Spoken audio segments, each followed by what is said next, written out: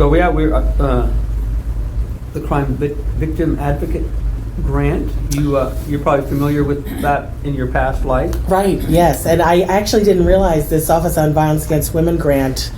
When we were first started talking with Mary and Chantel, who wrote the grant out of Missoula, I didn't realize it was a grant that's been here for a little while. I thought it was a newer grant until we were actually talking a couple weeks ago. So this is a grant that I think expires maybe June of 18, because I believe we have about 15, 16 months left on it. And there's a lot of money we'd like to spend because, you really do, you don't want to give money back because a little bit, but not what we have, because we need it. And if you give it back, it looks like we don't need it. Well, we definitely need it. So Chantel, Mary, and I kind of met, and there were a couple, and Mary Furlong and I initially had met, and some of the things that I thought were important with the Office on Violence Against Women grant were to get the victim advocate back to at least part-time to help with orders of protection or going to court. Mary does a lot of that now, but specifically for domestic violence, sexual assault cases. We also talked about a legal kind of aspect, which we really don't have any services here for helping women with parenting plans, dissolutions of marriage when there's violence in the relationship. So I did reach out to Allison Paul. She's the director of Montana Legal Services. I worked for them years ago through a Violence Against Women Act grant. And she was checking with her Missoula office, Diana Garrett, to see about if they have the capacity. And what we'd like is for them to, because it's difficult for people to go to Missoula, to have an attorney come maybe 2 times a month and almost do like a work session where they help people represent themselves pro se. This is how you fill out an affidavit to qualify for, informa pauperis, where you don't have to pay $200 to get a divorce. This is how you fill out a parenting plan. And again, Mary has done a lot of that, and I think even Nancy has done some of that stuff. But to have an attorney actually walk them through it, review it, and make sure it's right. So that's the other aspect. We haven't gotten confirmation back from them, but Allison seems really excited about that. She just wants to make sure that they have the staff over there to do it. I talked to Chantel and Mary about upon conviction for partner family member assault, it's required by statute that people who are convicted of partner family member assault have to get counseling for 40 hours. Well, how can we make them do that when we really don't have it? So it's kind of tough because they can go to a private therapist, but usually it's groups because it's cheaper, and we don't really have a batterer's intervention. There's some anger management, but that's not focusing on power and control. So we weren't sure if the grant would cover that, but Chantel said it would. So we were going to reach out to some Missoula therapists, see if they'd be willing to come here once or twice a week, because, like I said, the statute requires the counseling, but if somebody doesn't go to the counseling, how do I revoke them? When they come in and say, I can't drive 60 miles and pay, $50 a pop in Missoula. So we have to, and we want them to get counseling. Mm-hmm. It might help with recidivism. So, and I actually did talk to Nancy Smith. Nancy Smith? What day was that? Tuesday, I think. Wednesday, when we were in here for drug treatment team. And she said she's done batterer's intervention before, so she's done anger management. I said we want to make sure we focus on the power and control. I'd like them to follow the Duluth model. Let's not just focus on anger management. Let's look at actual, because domestic violence is not about anger. And so she seems to be really in tune to that. And I was also given the name of Stephanie Quick.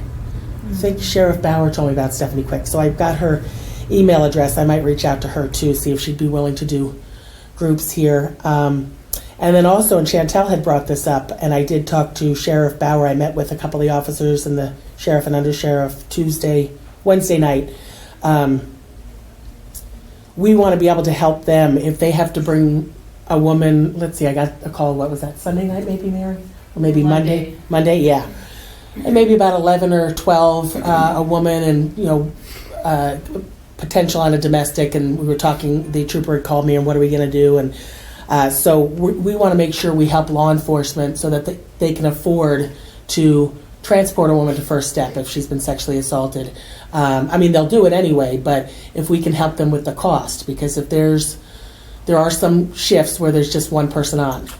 When the officer comes back from the academy, it sounds like they'll have two people on shifts. But if they need to call somebody out, we want to be able to pay for that if it's something related to domestic or sexual violence. So if we need an officer to drive her to the YWCA in Missoula because she wants to go to the shelter there, or she needs to go to First Step to have a forensic interview, we'd be able to pay for that. And Chantel was very keen on that idea.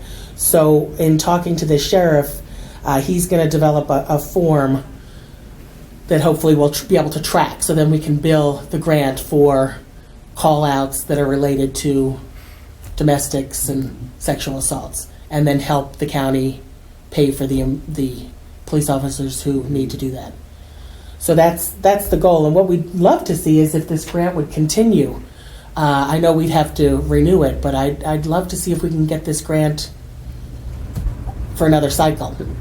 Does just talking before you walked in, but does the new Marcy's law affect some of the stuff you're describing in terms of mandates or we're required to, so the grant might assist us with the costs that are coming our way anyhow? Or? Yeah, that's a good point, because Marcy's law on its face, it's a very good thing, but there's a lot of issues about it that are a little concerning. But right now, like I said, we do have Mary, but in terms of a victim advocate here in the courthouse, when we're up in court, we have to let victims know what's going on. And we have to let them have some say. And I'm afraid things like that are going to slip through the cracks, not just for domestic and sexual violence, but we have an individual whose car was stolen and the person who stole it crashed it. Well, that person's a victim. They're not a victim of a sexual assault or domestic violence, but we have to keep them in the loop. And that's very concerning with Marcy's law, when I don't feel like we have the capacity to do it. That's something I didn't realize. I thought, hence the name Marcy. I thought it was mainly bodily crimes, assault, kidnapping, but it goes all the way down to the stolen whatever. Right, and it was interesting because at the county attorney's conference last summer, some of the attorneys were not really keen on this because just of some of the aspects and how are we going to get it done. But one person had brought up, a DUI, and we kind of talked about it. I said, well, who's the victim, of the DUI? And he said, well, everybody is. So do we have to notify every person in Montana? I said, okay, now you're being obtuse and ridiculous. So, for example, we've had a woman calling who's the mother of somebody, and to me, she's not the victim. This is an adult person. We'll contact the adult person, but you're not the victim of the crime. But it is. I think it's going to be tricky when we really don't have anybody here who does that kind of stuff. Yeah. So, but it's all victims of crime. That they should be brought more into the process. And that's also concerning too, because sometimes you'll talk to victims and they'll say, I want them in prison for the maximum.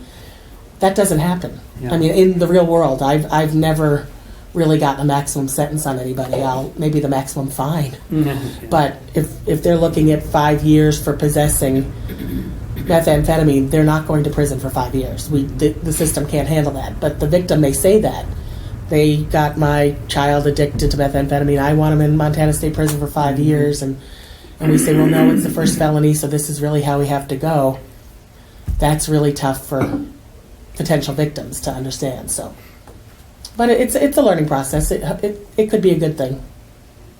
We have to get victims and more involved. I think they need to feel like they're part of the system, and that we're thinking about them and not just the defendants.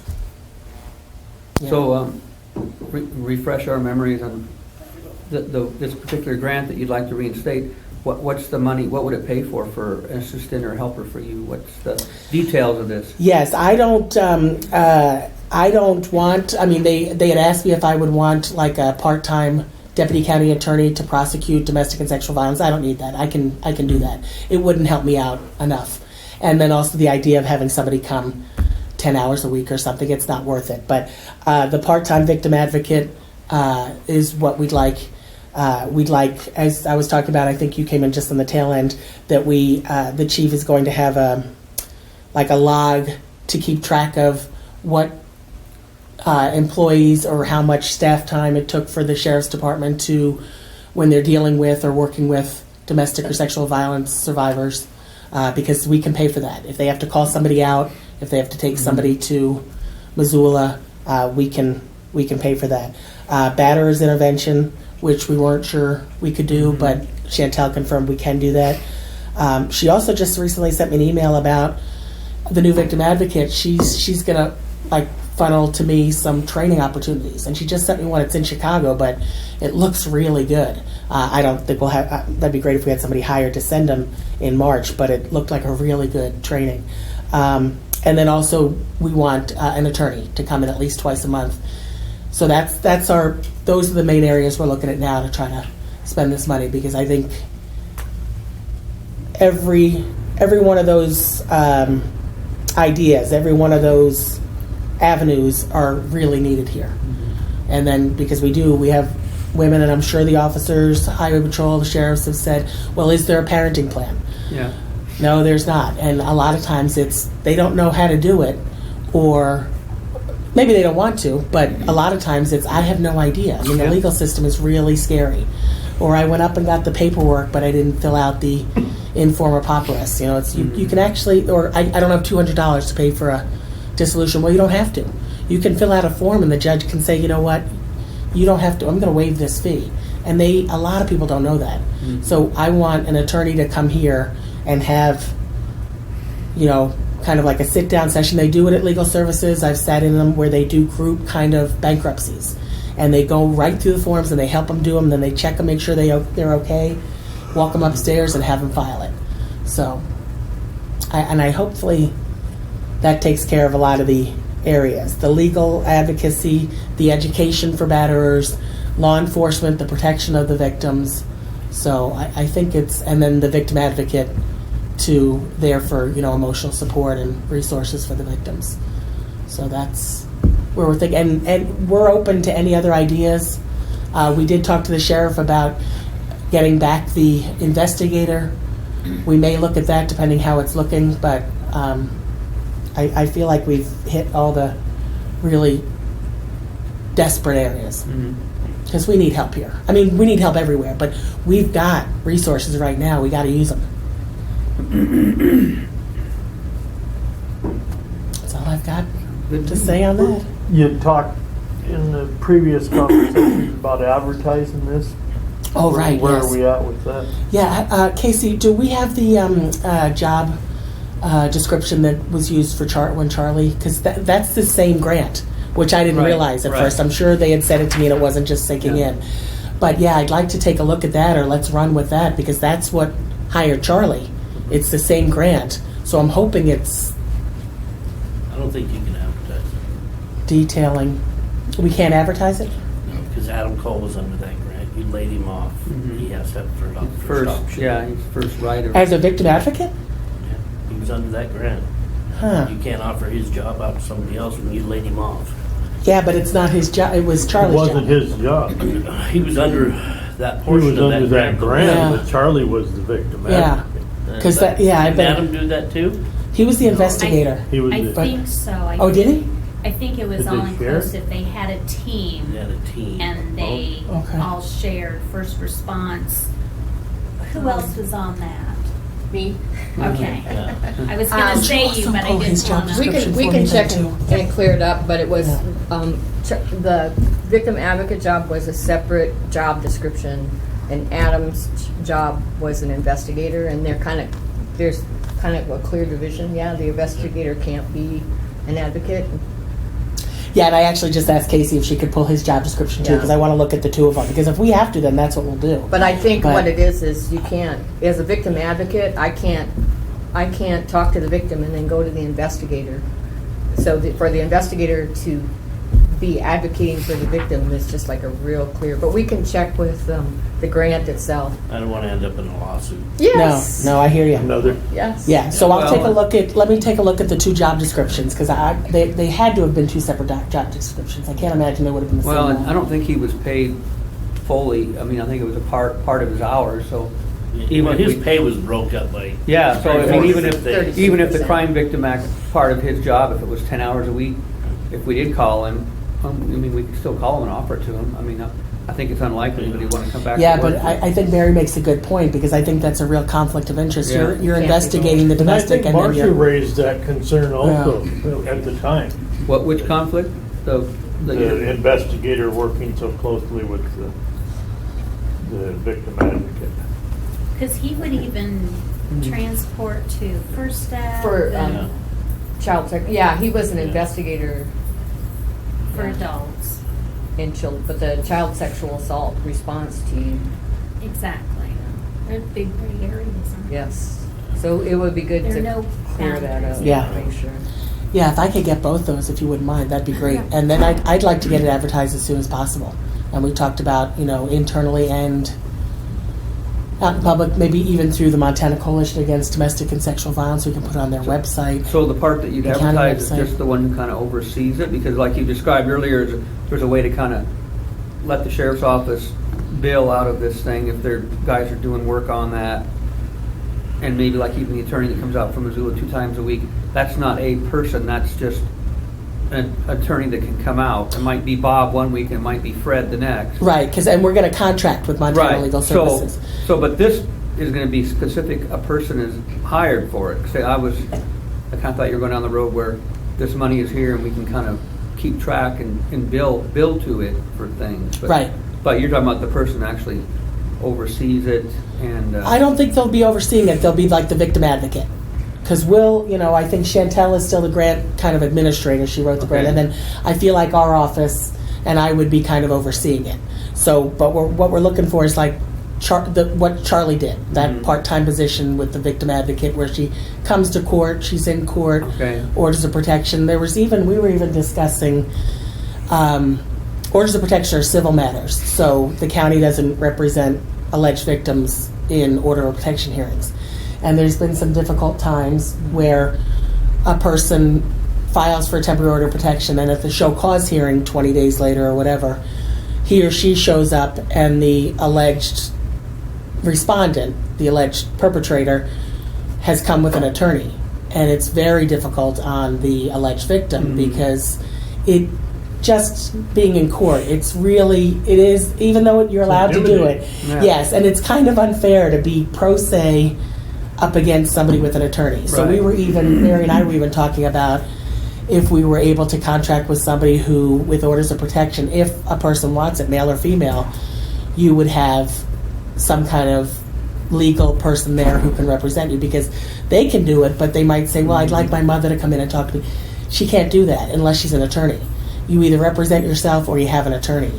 And and I've sat in on a few of those, or you come out and it's very difficult because oftentimes you'd think, I don't understand how you didn't get that order of protection. And then they start telling me kind of what happened. And, lawyers know the law better than most lay people. So it can be, not all the time. But, Hard to believe. yeah. We love you. Yes, but we even talked about something like that because that's really tough. And then what we also are concerned about in that aspect is you get a temporary order of protection, you go to the show cause hearing, and you get beaten up by an attorney who's representing this male or female respondent. What are the chances you're going to file for an order of protection again? You're going to remember that, And you see that with anything. You have a bad experience with me, or you're going to come back to me. You have a bad experience with the sheriff, you're not going to call them again. So you go in there and you're thinking, okay, well, he and I made up 6 months later. He or she knocked me around. I'm not going through that again because he's going to get that attorney. It's not worth it. So that's something else we talked about. Maybe, I don't know how feasible it is to do something like that, but it would be nice to have it available. It's hard on the judge too. Yes, yeah. And that's the other thing, just even with judge education, where you want to be able to say to the judge, you can ask questions. It's all right, because I think a lot of times judges don't realize that they can actually say, wait a minute, he's saying this and you're saying this and these aren't even close. Tell me again. And I don't think they're allowed, they know that they can inquire. They absolutely can sit up from the bench and say, wait a minute, now what was this? Or, and it's tough when they're hearing two completely different stories and both people are swearing it's true. And you've got an attorney on one side who knows kind of how to massage the facts. I'm not saying that I would ever do that, but that's what I've heard. Yeah. So we actually would, the only person that would be really hired, that we're thinking of right now through this grant funding, would be the victim advocate. And then we would contract with a licensed therapist to provide batter's intervention, attorneys to provide the education piece, and then we'd have money available too for law enforcement for if they have to call out people or transport or, there might be a time where a person who's called law enforcement before, I was talking to one of the guys over the weekend, and it ends up, I don't think it's the same woman. Oh, really? Yeah, Okay. it ends up being a different one. But this woman or this man may have had a good experience with one officer and will only talk to that one officer, or had been sexually assaulted or something and will only talk to this officer. Not saying the other officers aren't doing a good job, but she developed a rapport. And if it's okay with the sheriff or the undersheriff, we're going to call him out and we're going to pay for that because it's going to be worth it for her to feel comfortable and maybe disclose a little bit better, not be embarrassed or intimidated because I've got a rapport with this guy or I've got a rapport with this, undersheriff, and we can do that with this money. How many hours, the position that you want to advertise for, how many hours a week? Boy, because originally I was saying, oh yeah, I'd like a full-time victim advocate, because I didn't realize it was just, it was an Office of Violence Against Women where it can only be, because I was like, oh, well, we need full-time. We've got, like I was saying, people whose cars have been smashed and people whose, if their home has been burglarized, they're victims. I want the victim advocate in touch with them and doing restitution reports. But since it's just victims of sexual assault, male or female, or victims of domestic violence, we're thinking part-time. Yeah. 20? Yeah. And I think that would be plenty. I think 20 would be plenty. And that would be also additionally, hopefully, for if they need to get into the schools, anything like that, on-call stuff. Yeah, because right now I'm doing, there's no other support services here. There's nobody to help with the parenting plan. There's nobody to help with housing. There's nobody to help with transportation. Like in Missoula, the victim advocate just deals with the legal system and then they connect you up with the other resources. So here the victim advocate does that. And then I'm the third leg of the grant, and I'm in the schools doing prevention. Like Teen Dating Violence Month is February. So and that's just really key to get in when they're in their first relationships and help them. How's that working for you? So I could go back to doing that, and the victim advocate could step in and do that. Have you, sidebar, have you popped into Missoula and sat in on that trial with Gomez? One of our two of our victim advocates are at that. It's pretty fascinating. Yeah. And that's a really sad story where everybody knew, but nobody could keep her safe. And I know law enforcement, you're really aware of that. It's really difficult if somebody's got it fixed in their mind. You belong to me and you're not going to leave. That person is going to put a lot of energy into avoiding law enforcement. Because I think Boone can tell you that out here you have some families, there's just a fight, and then you have a guy that goes from one woman to the next woman to the next woman, and those guys are more likely to assault law enforcement too. So if we can get them that information, to officer alert that this guy's going to go after you, because isn't that a high lethality for law enforcement to respond to domestic? Yeah. We could probably track that information too. It is, but there was actually a misconception. They were saying it was the most lethal, and it's not. Actually, in terms of lethality, traffic stops are most deadly for law enforcement. Because years ago, when I was first, back in the 80s and 90s doing domestic violence, that was officers were saying, yeah, they're the most deadly. I'm saying, no, they're not. They're not. Statistically, traffic stops are the most deadly. Now, dangerous, absolutely. Getting injured, right up there. But in terms of death, it's the people who are whipping by and hit you, or Yeah, but they are extremely dangerous. But and we just You know that. the Sunday or Monday night when the trooper was calling me, the woman insisted on going home, and the trooper called me several times because there wasn't enough to arrest. And I agreed, there was not enough to arrest the gentleman that night, and she insisted on going home. She's a grown woman; she's allowed to make decisions. You know, we can't jump in and tell her what we think is best for her. I mean, that's not helping at all. That's that's basically saying we know better than you. I can run everybody else's life just fine. My life, not so much. But yeah, and that was really difficult. Where it was basically asking the man, "Could you go and stay with your dad?" We can't make him.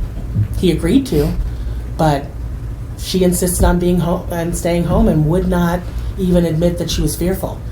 And the trooper and the deputy were concerned about her, but there was nothing. We couldn't arrest her. And she, nope, I want to go home. And we were going to get her to Missoula or get her in a hotel or something. And nope, I want to stay home. And that's an instance where, like, the law enforcement's job is really different than the advocate, because the advocate can call her and say, "What do you need?" Yeah, I'm not interested in having him charged. I'm not yet. Yeah. It's not my decision to. I just want to make sure. Yeah. You're safe. Yeah. So and those are the things too where you're thinking, oh God, I sure hope we don't get a call at 6 this morning that something happened to her. But she's allowed to make those decisions. So. Yep. So at this juncture, then you want to do a little research with the job description? Yeah, it was just basically an update to let you know what we were thinking of using the money for. Yeah. Because, like we said, it's all approved, and I know that was kind of confusing, but I said, no, I just want, so you're aware of what we think is important, but if anybody thinks of something else or says, hey, you know what, we've seen this, let us know. We'll, this is flexible. We're not set in stone, but just areas that we know in talking with Mary and Chantel and law enforcement. And Kathleen is right in the center of all of it, because that's where people have to file when their whole life is kind of blown out of the water. So she's a real, where we all go, what does this mean? How do we do that? So it's very, flexible. But just I wanted to let the commissioners know, so they know if somebody says, "Oh, wait a minute, what are they doing with this?" or what did they think were the high points? The legal, the protection through law enforcement, and the advocacy are the three big things. Oh, and education for bettors. Because, like I said, the statute requires it, then we need to provide it. Because we need to talk to people who are abusing their partners. And we cannot give them the excuse that it's anger. We have to address it as this is power and control, this is why you're doing it, and this is kind of what's happening and why it's escalating. And we need to hold people who are abusing their partners accountable. And educate them. We just can't sit there and rap them on the knuckles. We need to say, we're going to give you some tools so that there's a better way to handle problems with your spouse or girlfriend or boyfriend. So I feel like we're covering all the big areas. But if there's something, if anybody thinks of anything, believe me, we're open to any ideas. This is just really exciting that we have this opportunity to really try to get some good help in here, because I know we need it. Yeah. I mean, the only other thing is, on the investigation portion of it, it's not just that any Joe Blow can do that. Right. It Yeah. takes special training. Because you can screw that case up so quick. It's unreal. I mean, depending on caseloads back there, it'd be almost worth getting 10-hour-a-week guy for the investigation portion of it that has that training or is willing to do that training. I mean, we all multitask back there, but that one there is a really touchy. It's a specialized area. It is. It really is. Yeah. I mean, because just even with this call out on Sunday or Monday night, whatever. Well, it I was. got called Sunday with one, and you got Oh, called. so it was Monday? Yeah, I can't And you got remember. called Monday. But they, it was interesting because, again, they were not any violence then, but it could be, and we're looking at potentially charging for an incident with these same two people that happened a few weeks ago because of what was disclosed at that time. So, and that's because the officer and the trooper, went and talked to him and said, now, she's saying that she was in the hospital a couple weeks ago. She said it was a fall. When you hear that, and there's a potentially domestic, that's like, could have really been just a fall. Yeah. But there's some information where we believe we might be able to charge this gentleman with assaulting her because of what was developed on this call. Because they asked the right questions and they, dug a little bit more than saying, okay, we're going to head out. But that's something that we can pay for too. If there's, if an officer has to get called out because there's one person working at night and there's a domestic, we need a call out. I think Sheriff Bauer said he was going to have a specific We'll list have for it that. on our and overtime slips. Yeah. It'll just be a sub-note on there, domestic violence or whatever. Yep. It'll be, so we know how to, for, what's her face, Payroll, to yeah. bill it separately to that grant. Yeah. Cover And to know that overtime. that's available, because to tie up the one officer that's on that night, or maybe two when the guy comes back from the law enforcement academy, to know that there's potential, the ability to call Yeah. somebody out, I think is going to be really helpful, because then you can take the time, Yeah. I think. Does anybody else have any suggestions, or did anything pop in your head that you're thinking, boy, this is an area we really need No, I'm to... just glad that you're willing to take on more focus. time. All this stuff takes more time too. Yeah, and and it's just so important, Yeah. in the community, because we know that domestic violence is a familial and it's cyclical, and if you grow up watching abuse in your home, that's what you know. And kids do what they know. So they grow up thinking that that's normal. Mm-hmm. Or, if you're the victim, if you're the survivor, it's my fault. And I'll fix it. I won't do whatever it is that's upsetting him or her. It'll be better next time. Yeah. And this time he got upset because I came home late from the bar. So I won't ever come home late from the bar. Then the next time it's because I forgot to throw out the trash. Mm-hmm. And you keep thinking you're going to fix it. So that's where the education piece comes in. We need to address, we're just going to be running into the same thing until we sit down with people who have been convicted and say, I don't care what your partner did. Mm-hmm. I don't care if they didn't take out the trash. I don't care if they blew the rent money gambling. You don't hit. And we know people use violence because it works. I mean, I went to graduate school and wrote this whole big thesis, and I wish I would have just written violence works, love Ellen. It would have saved me 2 years of my life. Because it does. We know that. I mean, you're sitting in a... Short term. Yeah, but I mean, we know that from kids. We're sitting in a sandbox, and I want your truck, and I hit you, I get the truck. Mm-hmm. And unfortunately, we see that when you get older. Yeah. Do what I say, or I'm going to hit you, or I will hit you. Yeah. And violence works. Yeah. That's what they're thinking at the time. So Issues? we need to change that thinking. Got a long fall. You don't have the right to do that to another person. So, okay, I'll get off my soapbox. I now. love it. Oh my gosh, this is just. now. But any questions, feel free to call, and then maybe if you wouldn't mind, and then we'll knock that out and get it advertised and get rolling. And I really do want to make sure I stay on top of it with Chantel in terms of Yeah. renewing this grant. If there's the ability to keep the money coming in, and we can always tweak if something's not working or we felt like the money we put there we didn't get a good return on, let's do something else. Okay. All right. We might be able to get it in. Today's the deadline, so we might be able to find the old ad and just. Okay, send and I it want out. to take a look at the investigator too. I want to make sure Yeah. we're doing okay there. Okay. All right. All right. Okay. Great. Thank you. Good. Thanks for accommodating me. Last week ended up being a goofy, and Boone was able to find me. I left my phone in my car, and I now have one of those iPhones. The thing is as big as my arm, and I still managed to lose it. But Boone found it. He found me. He tracked me down, and I had left my phone in the car. Yep. All right. Thanks. All right. Norm, he won't go on strike because he's already off, right? He's already off. How's he doing? A little bit about snowplow trucks. What are the years? You know the years of the trucks we own? 48, 51, 48, 55. 51. 1991s, they're twins. Oh, okay. There was three of them, actually. They bought three at one time. Bill Vidju totaled the one out back in 2002. And then we ended up buying we got a 2003. Wayne's is a 2003. And it's pretty good. The ones I'm concerned about is the two older ones, the 1991s. So I've had Missoula Trucks, or Harlow's, which is the international dealer out here, last 2 weeks.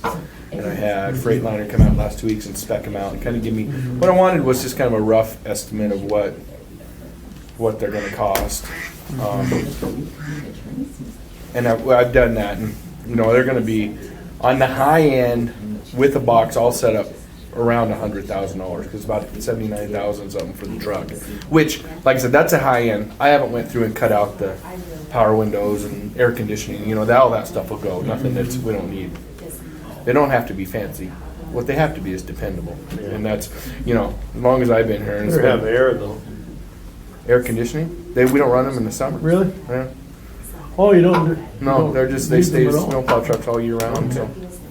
I guess you'd need air then. We don't need power windows. We don't need power lock. I mean, Unless it's a little hot in there now. yeah, I want them simple. Simple is better for us. And I said they tried to talk us into 4-wheel drives, and I don't want 4-wheel drives. I want a 2-wheel drive, single axle. I want the same exact trucks updated, and it's all about reliability. Since I've been here, and I'm going on 17 years, and we've never missed a snow day. I mean, we haven't had a major catastrophe, or and we lift these trucks along, and mine goes through a gallon of oil a week, goes through a gallon of water a day. I'm blowing out water out of my radiator core right now. I got a new radiator waiting. It's just time to get it in. You talk about we have one mechanic that's not really a real mechanic. He's just the guy who's our mechanic, and he's plowing the West End all the time. So when something breaks, we take care of our own stuff, but we don't have designated an extra truck to take out if something breaks down, or we don't have a shop we can just take to and drop it off. Sometimes we take the Mark New if it's real bad, like that clutch, or things that are beyond what we can do. And luckily, we've never had to miss a snow day in almost 20 years that I can remember. Would you keep the old ones or would you trade them? I would keep one. Keep one. Just And have one, a spare. and here's where we start cutting is the sandboxes were put on those trucks in I'm going to say around 2007, 2008. So they're in pretty good shape. So I'd want to keep one truck intact. So we had that extra truck because they're still decent trucks. They're just getting tired. It'll be a backup spare. If you Because we don't have that right now. Or in the case that a lot of times it's slick out and we all have to go sand. Well, what do we do in the West End if there's nothing going on? If the roads are wide and it's all plowed, he can't sand with the grader, so this would give him the West End guy an opportunity to run a truck up and do some sanding. Rather than have to break my guys or me loose and run up there at the end of the day. So I think it would just be nice to have an extra. And then the other one, I'm thinking in my mind, I would at least keep the box. I would transfer the box to one of the new trucks. That would save us about $20,000 to keep our box. The boxes are in fairly good shape, and they'll last another 15 years. So that's my idea, but like I said, my high estimate would be $20,000 or $200,000. I'm sorry, $100,000 per truck. That's all set up, ready to go. There's a lot of things that go with that, like plow frames. You got to do my plow frame on my truck. What holds your plow and goes underneath, hooks over your axle, goes underneath, is from the 70s. And it's been okay, but it's old. And it won't fit. Most likely, it's not going to fit the next truck because of the different from the axle, the way the axles are built, and then the difference in distance from the axle to the bumper and things. But anyway, it's something we need to consider. I called and I have about 25 calls into Harold this week, or the last 2 weeks, to try to get an update on SRS, but he can't. He's always gone to the Capitol. But our road fund's sitting at about $4.7 million, more than that, $785 or something. So that's kind of where we're at for cash. And we've got cash. I worry that if we wait too long, it gets to a situation where, we can't do it because we're not getting any more road fund. Well, what do you do then? Just for example, I put a clutch in my truck. It costs almost $1,000. By the time you get a clutch, you have somebody put it in. I have an $800 radiator. It's just one thing after another. You crawl underneath them, and that might be interesting for you guys one day, maybe this summer, to come slide underneath our trucks. There's great big on our rear ends on the pumpkin. There's great big rust chunks just peeling off. So it's just a matter of time. The good thing is when we had the new boxes put on, we took the old ones off, and we had the whole underneath sandblasted and undercoated. So that's helping. I mean, everything helps, but you know what a pickup does with 10 years of this muck. Now these things have 27 years of Jason, only driving in shit. I put those 2 running boards on my Dodge that's in 2002. Must have put them on like 2004. Mm. And I drove over at Kelly Hump and I tweaked both of them. They were one continuous piece instead of the two piece. And I tweaked one and bent them both right in the middle. Just not bad, but you could see the wrinkle in it. The one on the rider's side, you know, that thing completely rusted out underneath there. I Oh. didn't pay it any attention because I never go around to that side. Right. You know, it's just a shell hanging there. I mean, my grandson could step on it and go through it. And I can't believe that stuff ate it that bad. Well, I know we see it all, especially with that grader we traded off, you know, or even our new one, how it ate up. Yeah. You know? I'll tell you, I really think we got something going with this stuff we're putting on the graders now, and I'm got a few more years of trying it, but I'm Well- pretty sold on doing it. So, talk about reliability. What the heck was that truck that Kirby and them had over at Energy Partners? It was just dying. It was an international. International. And they went through about 4 years there of pretty shitty trucks, and they're back kind of on the market again. I called I got a buddy that works at Coyce Brothers. He's the guy that does all the Coyce Brothers stuff, who does all the sandboxes for basically the whole state of Montana. They build these sandboxes, put hydraulics on.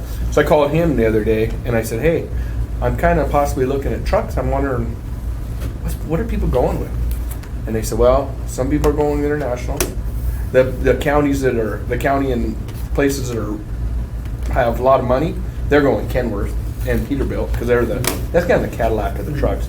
But he said, honestly, the ones that are dominating the market right now are the Freightliners. Freightliners, yeah. And I'm actually in on it because one of the things that I talked about with these guys, with these two salesmen, was their service.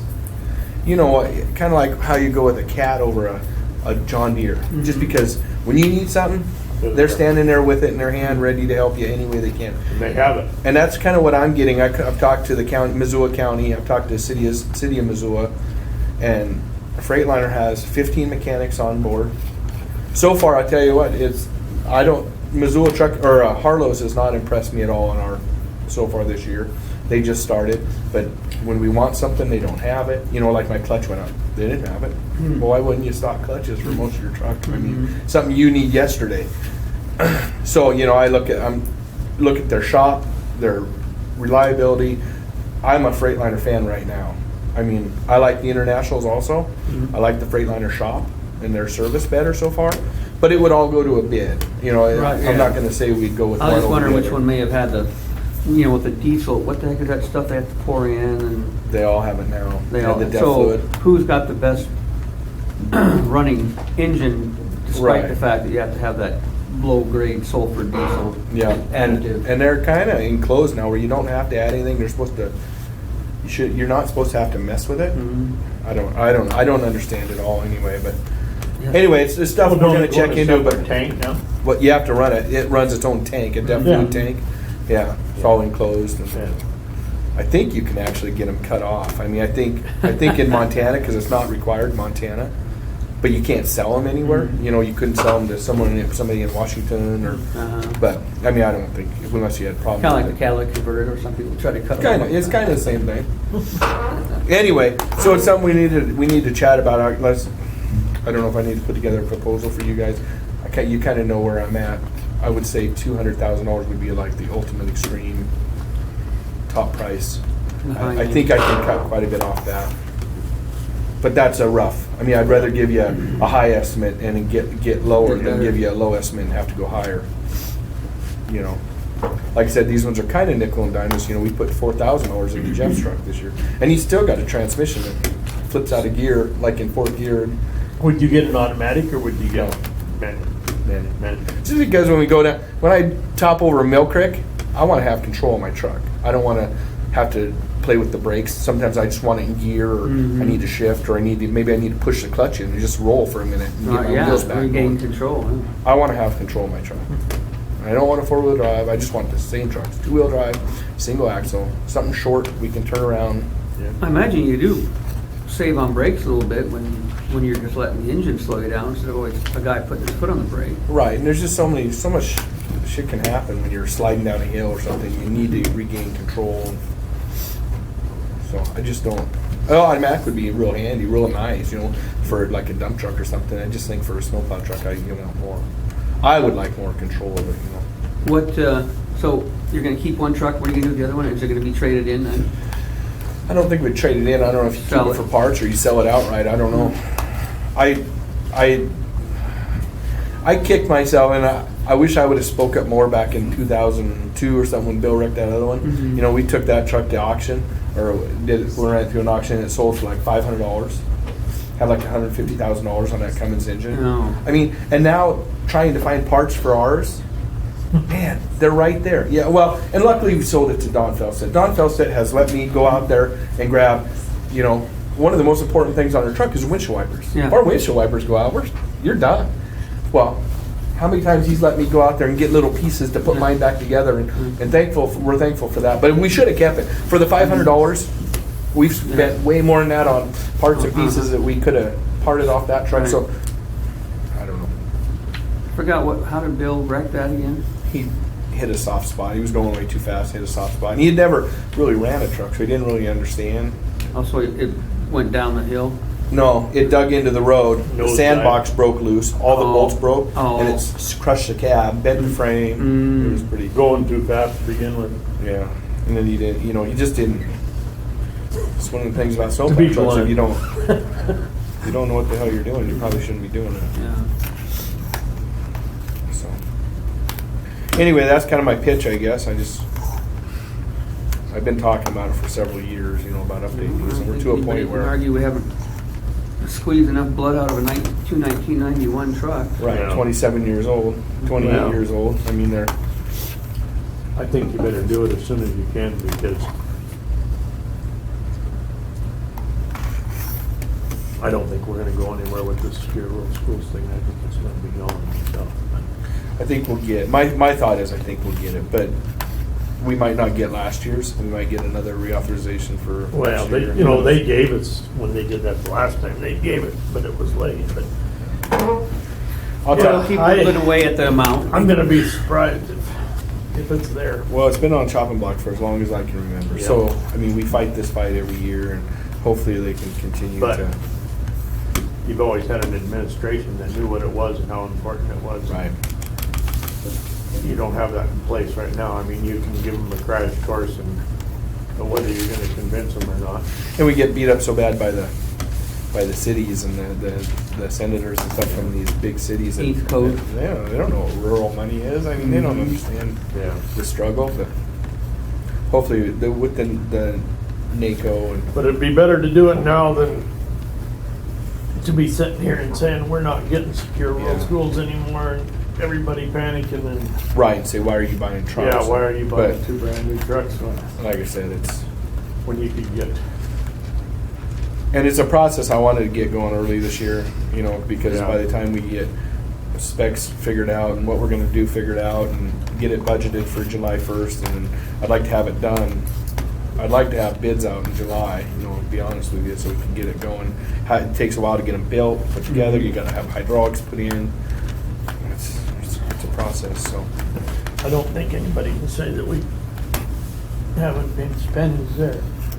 Well, and I think the road department's got a pretty good reputation with the county. I think everybody sees what we do, and I never heard a word on the grader when we purchased it. I No. figured I would. I figured we would Yeah. too. We really did. And that was a big, I mean, that was That was it. $250,000. Yeah. But, you know, I think people see that we run this stuff not just a couple years and get rid of it. We really put in the time and we take care of it. And like our oil truck, it's a 1964, you know. Our mower is 1967. I mean, this stuff is still running. Yep. So, but there is a trade-off to new stuff and maintenance and So did you get antique plates put on it, or do you still have the vintage plate? the oil truck still got the original plates on. It's Does it? 5428 and they're silver. They got the state of Montana on them. Really? Yep. They're What the year? 64. It's a 64 Ford cab over. I found a silver Yeah. plate when I was hunting this fall up in Ward Creek. It was 67. It's a 54 plate. 5467. No, it's in 1967. Can't get them anymore. You know, like my snowplow truck was always 5465. Oh, really? And then my plates rusted off over years and years and years. Now I went to get new ones and you had to get a new number. You couldn't get 65 anymore. Oh, shit. Anyway, that's us in a nutshell. Okay. So I guess I'll proceed and let you know as I know Yeah. how things are looking. Go like that. Hopefully we can get a couple trucks and be, like I said, dependability and stuff for us is just, knock on wood, that we've never had a major catastrophe. Yeah. What's new with you? Got a complaint. Oh, I don't like your public comment at 9:30. I can't make it. oh.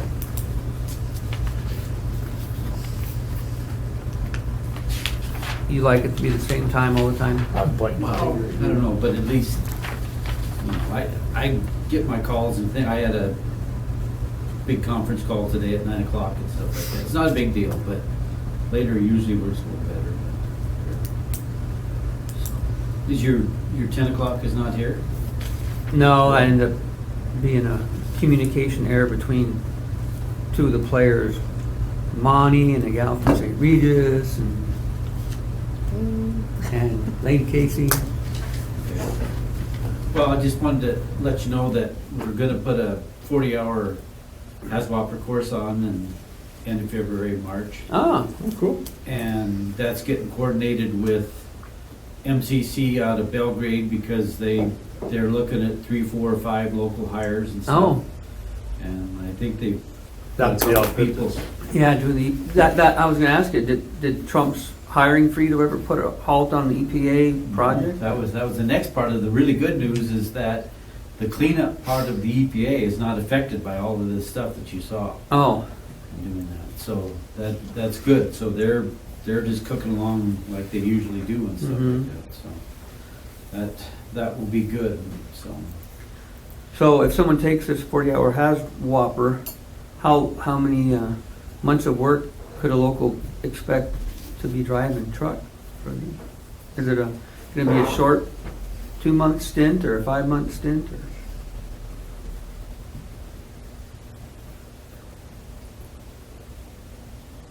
You probably could get maybe 7 months of work. Oh, wow, good. That's a definite possibility. I mean, there are gonna be trucks going this way with dirt, trucks going this way with dirt, because they're gonna take that stuff out.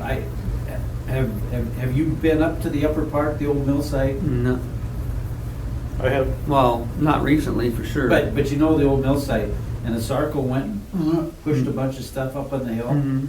And I really pushed and commented a number of times that should be removed. DEQ got so intimidated about costs that they said, no, it's never gonna get removed.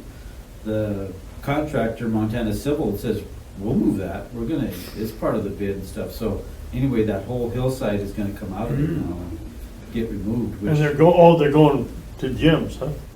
To Jensen's? Is that No, what it is? the only thing from Jim's is coming one way. It's It- Oh, it's coming It's this the way. clean dirt. Yeah, it's just gonna be clean dirt. And I don't know how much they.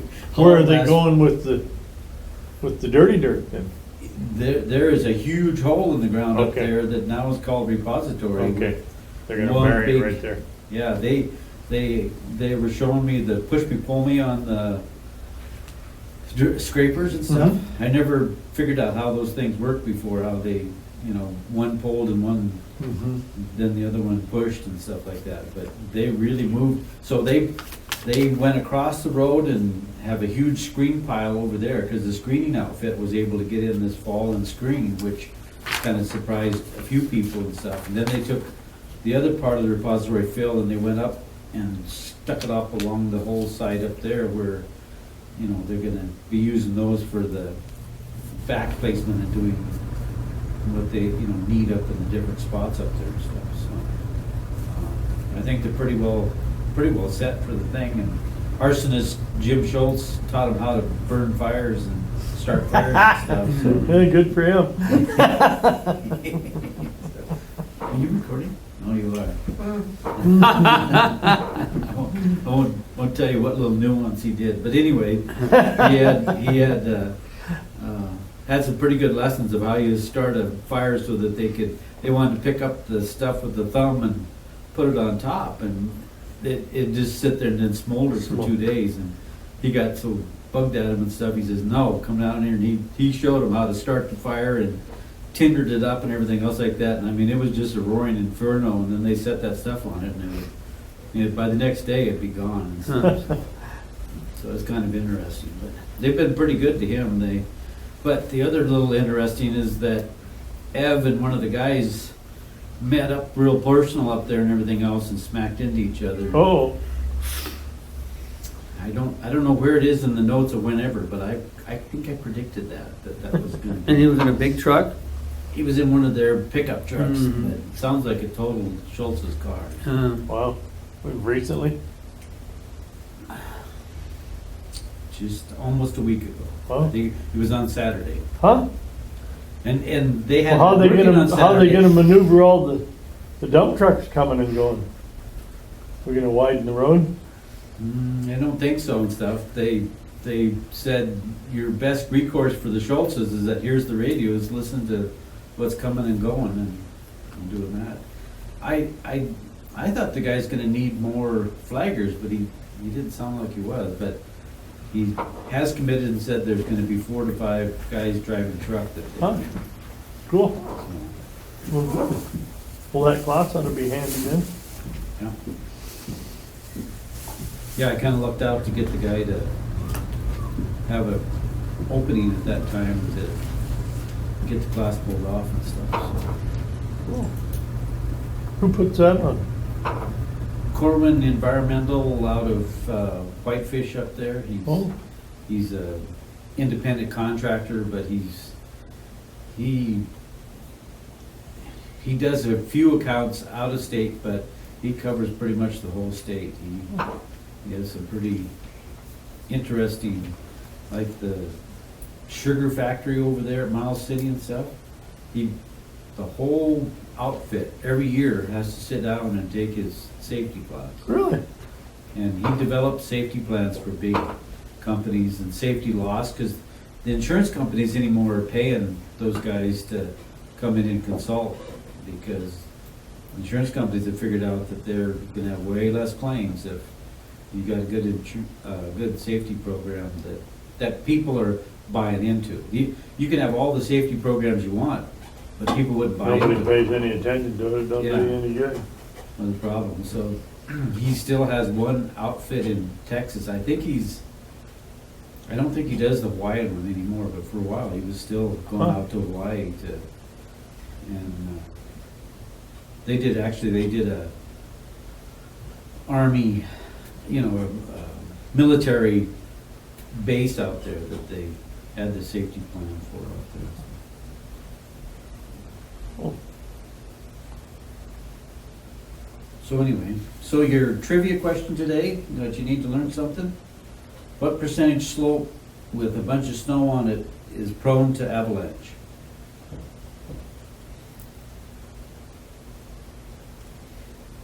%. No.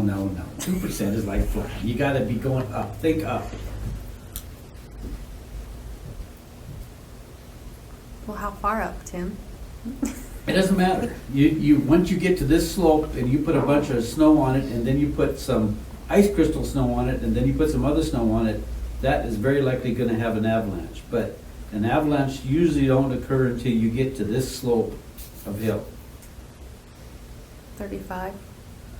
Or is Close. that 45? 45%. Really? So there's your trivia knowledge for the day. They took that one away from me. Yeah. That's when I got the flu too. I'll kind of, is that okay if I go on? Absolutely. Okay. I brought to our customer service committee, I don't know, a month ago, I said, do we have enough signage when a person gets off I-90 and they are unfamiliar with Superior and they have a panic situation that needs emergency care, do we have enough signage to get them to our hospital? And we're good out there on the interstate when we come off. I'd love to out there on the interstate have hospital exit 47 the way that Missoula does Yeah. hospital exit 104 for St. Pat's. That's those. We'll talk some other day, not here, but when they get off here, they've got we've got the international hospital signs, getting them off the interstate, and starting down 4th Avenue. Okay. And from both directions. From both I directions. haven't really. No, because I have been, and I've been looking where they could possibly go and so forth since. Okay. We're good once we get them to make a right-hand turn and come on down over here. After that, gosh, we're going through a residential area, and then a dog leg, and then past a school, a couple schools, up a hill. We don't have anything telling them they're on the right track. And I'm trying to think these people might be going, are we in the right place? Yeah. Like this. So I asked our nurses, have we ever had somebody call you and say, we can't find you? And actually we have. Some people have used the GPS, and they're over on 6th Avenue, and we're calling you, we can't find, we're next to a Lutheran church, and then there's a fairgrounds here. And, oh my God, maybe there is a need for a couple of signs along 4th just to reassure you're going in the right direction. Because once they climb up the hill, there's the International Hospital sign on the left that's fluorescent, and it points to the right. Bam, we got them home at that point. And the issue is, we don't want to. I took it upon myself to put some new signs up in Chester along Highway 223, and that didn't go over very well. You didn't know the road guy very well? No? Right. So if we were to buy the signs, getting somebody to put them up to meet all the regulations or those kinds of things, is that something that we could? The only thing Have I'm you guys thinking is, do? are we talking about in the city, or will we want to involve the city in this request? Or, I mean, That could be too. We were suggested to start with you guys. oh, okay. And go from there. It goes. We'd probably want to put one before the dog leg and Yeah. one after the. Yeah, dog leg, that's all just I'm thinking. To make sure that That's all people city, are on isn't it? Yeah. That's all city. Is it all city? Yeah, because the city Okay. limits is actually past Clark Conroe, isn't it? Yeah, so it's Okay. right about where you guys are, it becomes Okay. county. So yeah, most of the spots you're talking about would be, That's not a county. 4th is not a county road then, I guess. Okay. no, Okay. yeah. Okay. But, I mean, He does help them maintain it the Yeah, winter time once sometimes. in a while. yeah. Maybe that's why I was Kind of a thinking. it could maintenance have share been. thing. Okay. But But, when it was suggested to start Well, with, we don't want to. Yeah, we don't want to run afoul of county roads or city roads. Yeah, or after anybody what else, 'cause Ron I've did been- in Chester. Yeah. Yeah. Is that why they ran? Moving That's signs, why he's over moving here, signs Dwayne. farther off the road, and those kinds Put of up things. too many But I know- hospitals. Yeah. That was actually when I was with the Chamber of Commerce up there, and it was along Highway 2, and there's very strict requirements on what kinds of signs and how close signs can be, and you can't even have lights on the lamp posts for Christmas lights, and I mean we ran into all kinds can't of have issues. flashing so- lights or blue. Right. Yeah. So we've got to. I just wanted to make sure that we don't run afoul of anybody. But I mean, if you guys ask the city and they're fine with it, and needed some help with putting them up, whatever, we could, if the city's not able to spare Roger or whoever, we might be able to help with. Because I agree that, I mean, people have trouble finding the school too for ball games and stuff. Yeah. And yeah, if you had somebody, 70 years old having a heart attack, is he going to really find the hospital or be frustrated and have a second heart attack before he gets there? Yeah, and Yeah. then we're out of revenue entirely when that happens. Yeah. I didn't say that. Yeah, okay. Okay. Okay, so we'll go to the city Okay. and do the same thing, I guess. Yeah, and then just Okay. keep in mind if you need a laborer, help thrown your way, we could probably talk to our Okay, road thank you. guys and help out that way. And there's probably restrictions, but there are already a couple of poles or posts that are down there, and could we put them on the backside? It'll be up to them. First we get permission, Yeah. and then is that even doable? A And double post. If we just, you know, the signs, we can just buy the signs, unless they have to be some kind of special, I don't know that. I don't Yeah, know. so, well, on the I highway wouldn't anyway. think in the city, I mean, I think that'd be up to them, but Okay, But typically, you know, your green and white signs are distance signs, so Missoula 110 miles or whatever. And then your traffic control signs, you know, are black and white. That means speed limit signs, that means one-way street signs, that means authorized vehicle crossover. So those are regulatory black and white. But Okay. informational signs are typically blue. Hospital, or the Rest blue and area. white. Rest area. Yeah. Ahead 5 miles. Right. Those are informational. So typically, if you wanted to keep in line with the other signs, it'd be blue and white. Right, and that's the international color for, and we would, Yeah. that's, I just don't know if there is some kind of rule surrounding the signs have to be 18 gauge or thicker. Oh. Reflective, Reflective, whatever. Yeah, I don't know any of those rules, so, okay. but we'll go to the city and Yeah. have a conversation Okay. with them. And they should know some of the sign Okay. requirements too, because they have to buy them occasionally for no parking from here to corner, or speed limits, or Right. yield Okay. ahead, so they would probably Okay. have that information as well. Okay. And then, so are we good? We're on good. that? Okay. Just wanted to bring you up to date on some of the things that are going on at the hospital. We did put in for a grant, but it's a grant that is specific to things we already do. We made a promise that we were only going to do grants that were within our scope, yes. So Buses. we put in a grant request with the Helmsley Foundation, and we're requesting a new CT scanner. The one that we have was originally built in 2004, and so it's we made our last payment on it earlier this month on the current one, and if they would buy a new scanner for us. The new one has a 3-year warranty on it, which would save us over the next 3 years $183,000 in maintenance payments for the CT scanner. So we're really hopeful that we get that. We are starting to do investigation into replacement of our electronic health system. The system that we purchased was and has been was not a great purchase at the time it was made. So we want to do some things that will get us more aligned with being to share records and those kinds of things without it costing us an enormous amount of money. So we're looking into a couple of independent records. We're also looking, we had Providence here today to talk to us about the Epic system.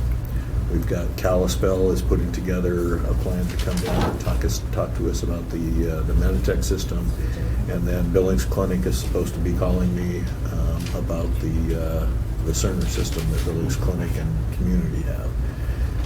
In addition to that, we've got 2 other outside systems that we're talking with, and you know we've paid a lot of money for what we have and haven't got the bang for the buck. So we're going to have to do something. Our lease runs out. Our current lease runs out the end of July of 2018. So we're getting ahead of the game a little bit, but it will take a year to get through the process. So Is there a good chance of being awarded the grant? I think we've got a very good chance at it. We submitted a letter of interest, and they got enough letters from they decided they were going to finance 20 of them, pay for 20 in the Northwest. They got way more requests than that, so they expanded it to buy 40 throughout the Northwest, and then they sent out called and sent out a letter to how many I don't know, I'm hoping it was 40. Mm-hmm. Hospitals saying complete the full application. And so we completed the full application had to be in on January 30th. And we should know sometime in February, probably within a couple of weeks, on whether we were selected. So that would be a huge help for the hospital. What else we got going on? No, that, I just wanted, the radiation. This Oh, is yeah, the yeah. selling point that I like so much about this. Yeah, we've been starting to get some complaints from some of the radiologists in Missoula that our equipment is, well, it's 12 Antiquated. years old now. And so even though it meets all the standards for radiation levels, every standard that's out there, they're starting to complain that, well, there's some new things that are going to be coming down, and we don't like the amount of radiation that certain machines put out, which kind of rings hollow to me, because we'll do a CT scan, we'll send them by ambulance to Missoula, send them the scans, the reports, everything, and the first thing they do is take them to radiology and double dose them. You know, so that kind of bothers me. But the scanner that we have requested will have a lower radiation dose than anything in Western. Why did they Virginia. feel the need to do it even though you already did it? Because we don't have the Epic system, and it's not easy enough for them to go in and look at the scan and look at they have to do something else to look So at. if you were to get this newer equipment, would that also negate their need to do a double dose because they've already got something they can read? Or was not going to be, are they going to do it anyway? I just met with some people from Providence today, and I said, you've got to keep this from happening. You have to be talking to these people and tell them, if you're going to complain about radiation for people, then don't double scan them. Stop doing that.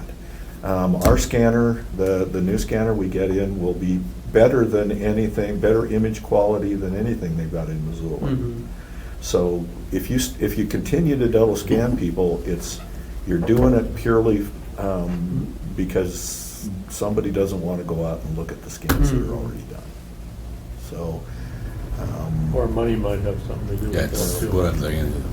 well, hopefully that's not the Yeah. case, but Well.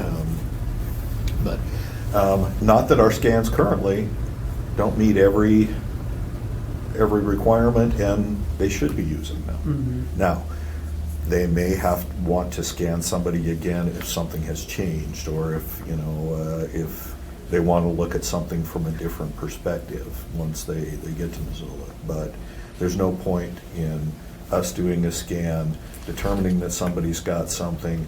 Yes, they need to be shipped because they've got this. We send them to Missoula, and the first thing that they do is take them off the ambulance and get them to radiology.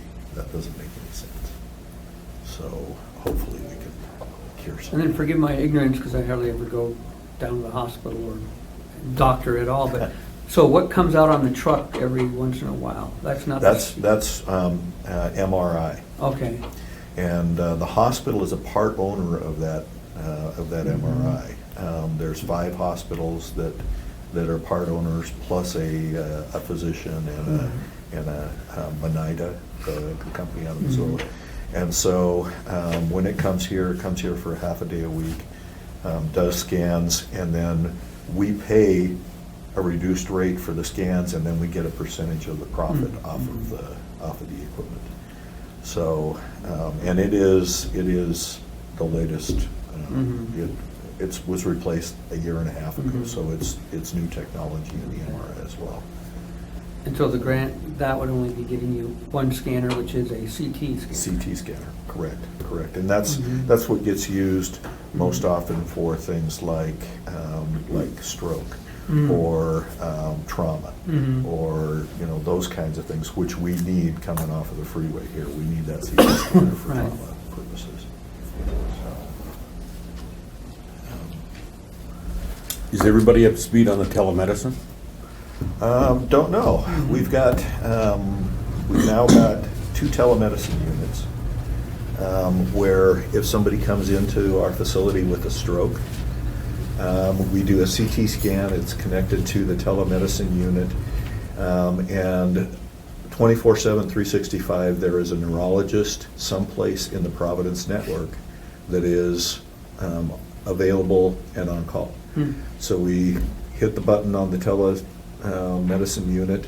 It contacts that neurologist. It might be in Oregon or Alaska or Spokane or wherever. And they respond immediately. They can see the patient. They can talk to the patient.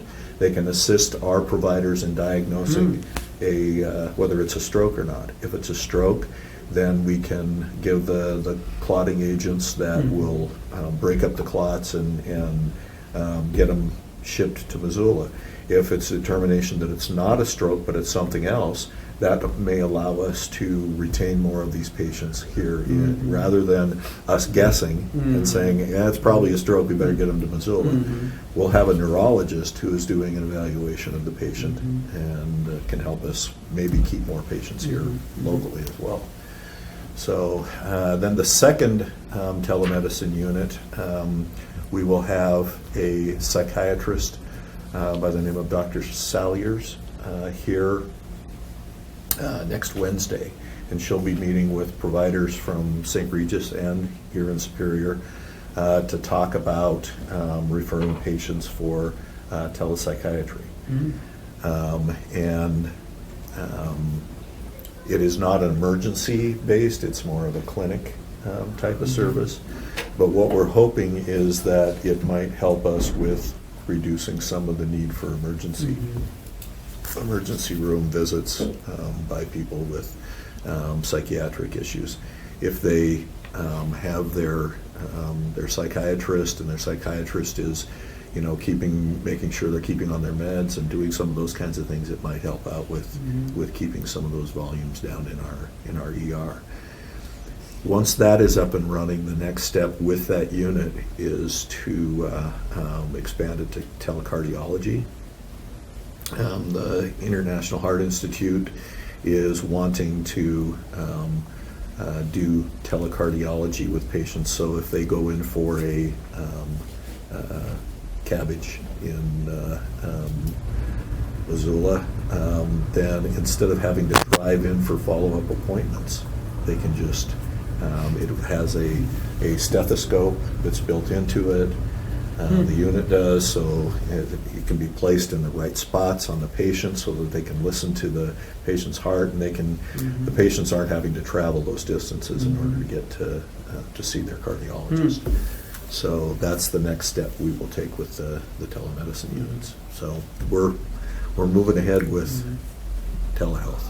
And those were partnerships that they paid for. Yeah, we didn't pay for any of these units. They got grant dollars to originally set them up, and we benefited a couple of ways, because when they give us equipment, the value of that equipment goes on our books.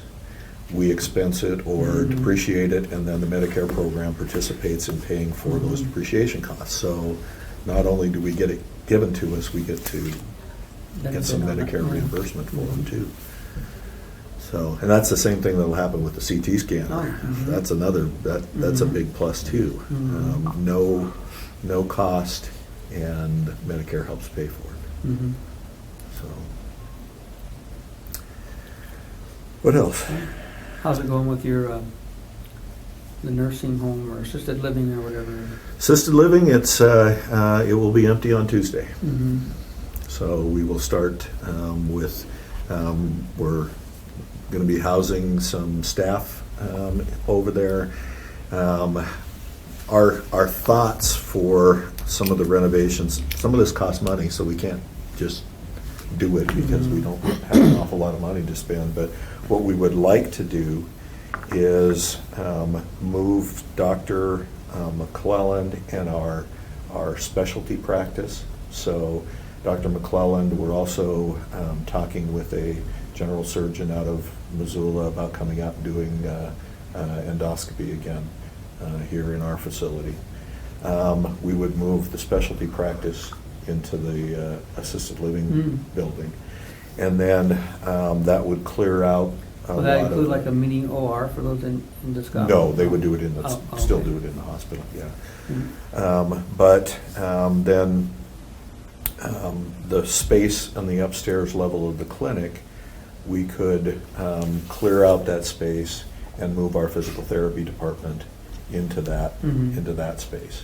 Then that opens up, and these are longer range plans, but that opens up space in that back area where physical therapy currently is for putting an observation area in there for our observation patients, Mhm. because what we're finding is we have way more observation patients than we do inpatients anymore. Mhm.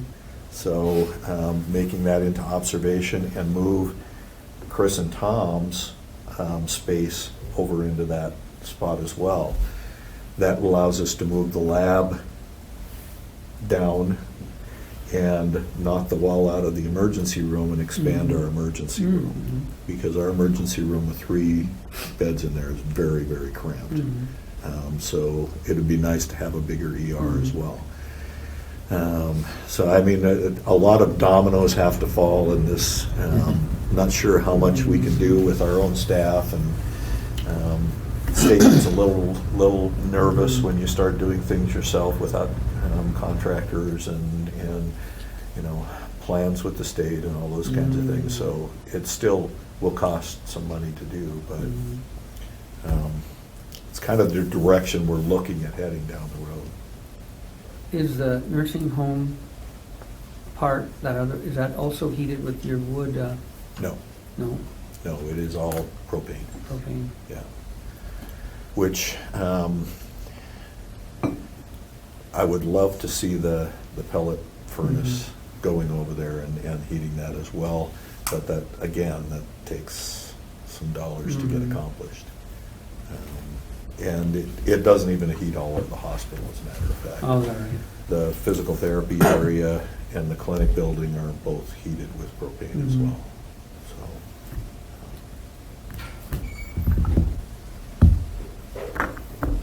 Yeah, how many days a week are you down there volunteering, Mr. Monte? Seems like you're down there a lot at the hospital, are you? Oh, I do 40 hours a week. Wow. Yeah. Good for you. Yeah. Yeah. No, and Monte wears way too many hats. well, everybody does. Yeah, You- Monte has our outreach. He does all of our telephone contacts with patients, emergency preparedness. But- I've been on TV more times since I got here than I have been in my entire life, because he knows everybody in Missoula, and so it's yeah, lots of hats. But yeah, look who's talking. Yeah. How many plates does everybody juggle in a small town? You know. Well, that's why we're glad you decided not to stay in Missoula. I had no idea how great it was going to be out here. Really didn't. Really didn't. I remember the first day I met you out here on the street. Yeah. He pulled you over? No. Oh, okay. Yeah. Not even- No seatbelt, drinking a beer. In a school zone. Yeah, in a school zone at 80 miles an No hour. shirt on. Heck no, totally naked. He said, Wait "Do a you know minute, who I is am?" I Mary- said, "No, I don't watch Yes, yes. TV." He's recording. Almighty. All right, forgot about that. Yeah, but no. No, I can say this with this record. Since Ron Gleason has moved here, there's been huge changes, all positive. We're still moving on some areas that are slower, but holy moly, talk about a different culture inside that facility. It's really, I've never worked in a hospital or any healthcare industry, so I don't have anything to compare it to. So I just compare it to what it was when I was hired part-time to work for Mineral Regional Health Center and part-time for the hospital. Holy moly, this is not the same animal. And that was only 4 years ago, or 3 years, a couple months. Nice of you to say. No, I think we're making progress. We are. So, we are. All right. okay. I don't think I have anything else. I don't either, thank you. Well, yeah. Sorry, you know, you guys. No, thanks for the waste offer. your time about No, city versus us. No, I'm glad Ron got to bring you up to Yeah. date on all this Yeah, stuff too. yeah, and I plan on making it routine.